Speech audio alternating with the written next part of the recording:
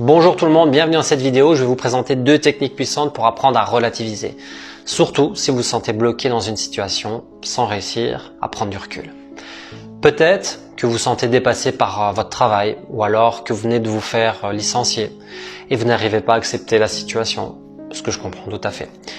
Ou alors vous venez d'apprendre que vous aviez des problèmes de santé malheureusement et vous n'arrivez plus à penser à autre chose. Ou alors vous venez de vous séparer de la personne, de celui, de celle que vous considérez comme l'amour de votre vie. Je sais, c'est pas simple, mais du coup, comment arriver à lâcher prise quand on est coincé dans une telle difficulté?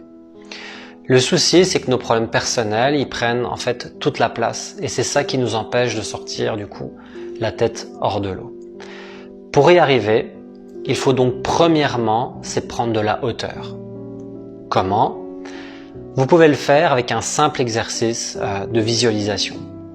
Ce que je vous conseille donc, c'est de vous allonger, d'éviter d'être dérangé, de fermer les yeux et prendre de profondes et longues inspirations et expirations.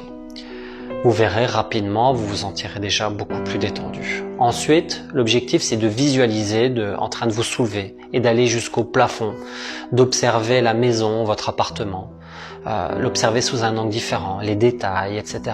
Puis vous montez encore pour arriver jusqu'au toit. Maintenant vous observez la maison, l'appartement depuis l'extérieur. Vous faites un 360, vous visualisez les rues, les autres maisons, les voitures, les arbres, peu importe, tous les détails que vous voyez, vous observez tout. Tout ce qu'il y a aux alentours de l'habitation. Après, vous prenez encore plus de hauteur, jusqu'au moment de voir votre pays de haut, comme si vous étiez dans un avion. Puis encore plus haut, et vous retrouvez dans l'espace pour voir la Terre. Ce petit exercice, il est simple, il est bête, mais il va vous permettre de vous relaxer en profondeur, de prendre de la hauteur sur les problèmes et de se détacher de l'ego et surtout de lâcher prise. Ensuite, il faut comprendre que pour lâcher prise, il faut arrêter d'être dans le contrôle et dans l'interprétation. On pourrait par exemple penser que la précédente rupture qu'on a eue, il n'y a qu'une seule conséquence, c'est de la tristesse et de la désillusion.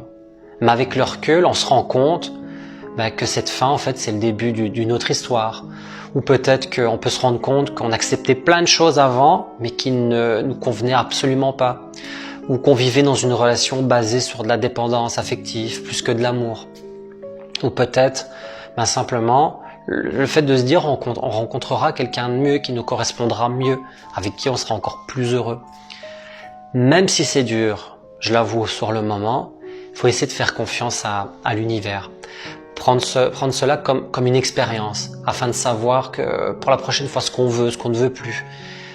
Et je pense aussi que nos galères, elles sont là pour une bonne raison, surtout pour nous faire comprendre et pour nous faire réaliser les choses qu'on ne veut plus jamais revivre, en fait, tout simplement. Ensuite, pour dédramatiser une situation, je te conseille, c'est l'écriture objective. Pour effectuer cet exercice, commence par décrire une situation telle que tu la penses. Si cela te semble plus simple, tu peux aussi imaginer que tu es en train d'en parler à un proche, à un ami, une amie.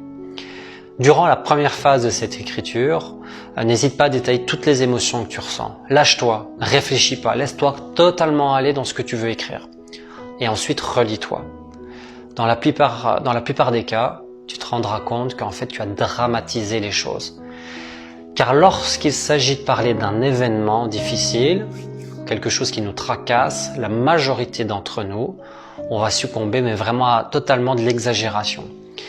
La deuxième phase de cet exercice, ça va consister à reprendre une nouvelle feuille et à expliquer ce que tu traverses. Mais cette fois-ci, tu devras reformuler la situation de la façon la plus objective possible. Pour ce faire, utilise des reformulations simples, des mots qui ne sont pas dramatiques, des mots qui ne sont pas négatifs. Tu verras.